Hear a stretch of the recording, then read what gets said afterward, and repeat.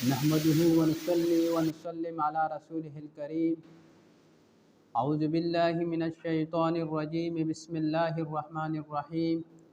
قال الله تعالى: إن الله لا يغير ما بقوم حتى يغيروا ما بأنفسهم. صدق الله العظيم. وقال النبي صلى الله عليه وسلم: إنما أعمالكم عمالكم، أو كما قال عليه الصلاة والسلام.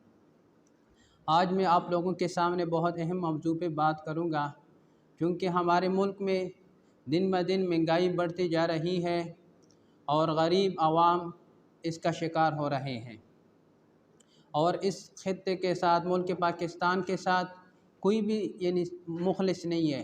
جب تک ہم اس خطے کے ساتھ اخلاص کے ساتھ کام نہیں کریں گے تو یہ ہمارے ملک کبھی بھی ترقی نہیں کرے گا. ہمارے پڑوسی ممالک دیکھو دن بہ دن ترقی کرتے رہے ہیں، اور ہمارے ملک میں ہم ترقی کی بجائے تنزل کا شکار ہوتا جا رہا ہے. اس کی اصل وجوہات کیا ہے؟ وجوہات یہ ہے کہ ہمارے جتنے بھی ملک میں ادارے ہیں ان میں کرپشن دن بہ دن بڑھتی جا رہی ہے. ہمارے بڑے جو لوگ ہیں ہر ایک بس پیسے کما کے، ملک کا پیسہ ہڑپ کر کے باہر ممالک میں اپنی کاروبار کھولتے ہیں، غریب عوام کے لیے نہیں سوچتے ہیں.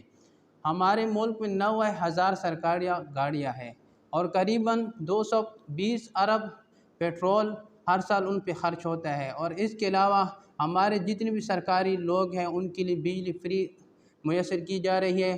550 ارب ہر سال ان کے لیے فری بجلی میسر کی جا رہی ہے. جب تک ہم اگر یہ جو وسائل ہے محدود نہ کریں تو یہ ہمارا غریب عوام یہ ہمیشہ ایسے ذلیل ہوں گے، جس کی وجہ سے ہمارے ملک پاکستان کے عوام، غریب عوام مجبور ہو کے روڈوں پہ آئیں گے، جس کی وجہ سے ہمارے ملک میں جو ترقی ہے اس میں بڑی رکاوٹ بن جائے گی. آج دیکھو ہمارے ملک میں مہنگائی بڑھ رہی ہے، ہمارے ملک میں فرقواریت دن بہ دن بڑھتا جا رہے ہیں. جب تک یہ علماء اور ہمارے جتنے بھی بڑے لوگ، اقتدار کے لوگ نہیں سوچیں گے تو ہمارا ملک کبھی بھی ترقی نہیں کرے گا. تو آئیے ہم اپنے ملک کے لیے، ان کی ترقی کے لیے سوچیں.